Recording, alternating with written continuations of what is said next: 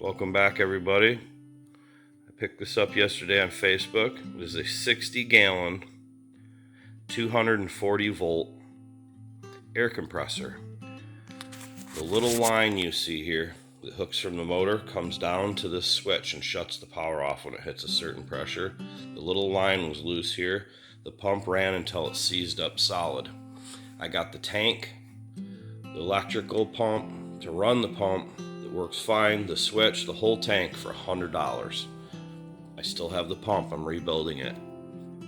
Wait till I show you how I rebuilt the pump, and I'm going to be putting it on today.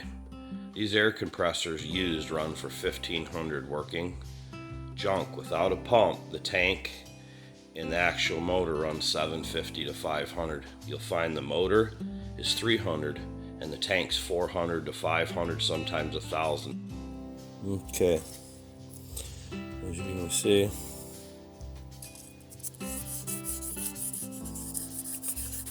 real lightly, just enough. See how clean the surface is starting to get. Look at this one. See it?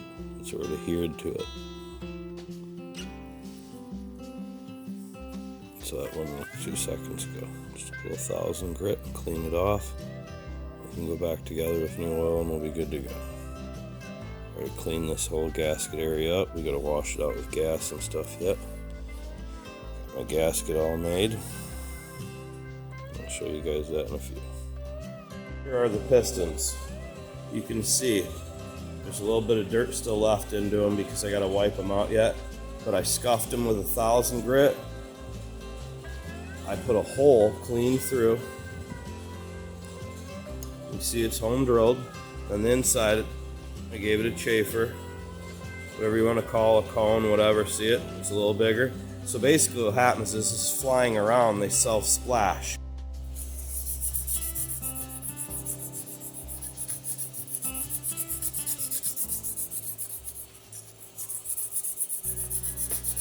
Mind you, this is 1,000 grit sandpaper. We're using oil to wet sand it.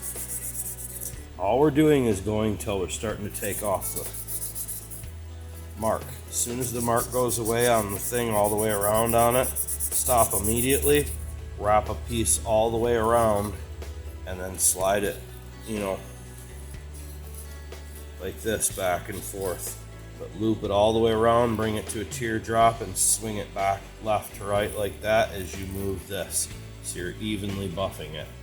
And then from that point, you'll be all done. I'll show you here in a second when we're done here. All right, everybody. You can see the result difference. Look how them journals look. Well, this is the bottom of the crankcase, and here's the plug. Well, how would you put oil into it that high? So what we're going to do is we're going to drill and tap a hole and put a bolt in here.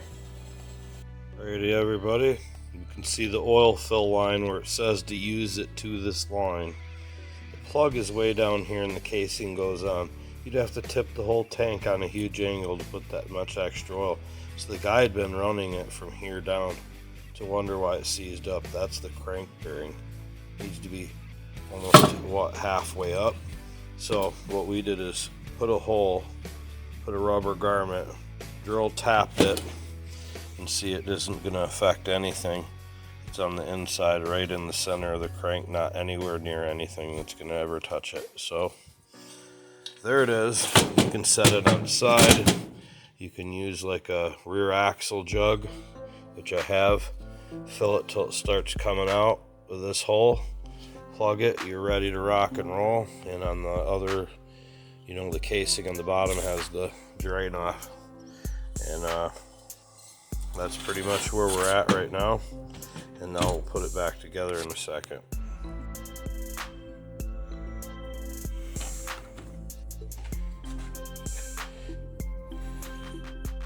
Prototype, real one.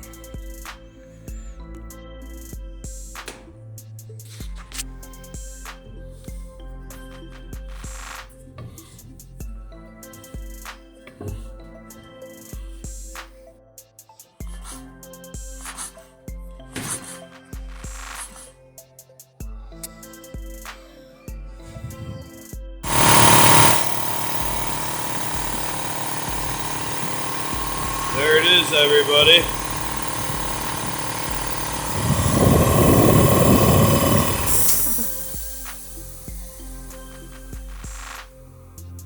Works quite well. Now watch, I'll flip the lever so you can see. See, it kicks itself off by pressure and everything. Thanks, everybody.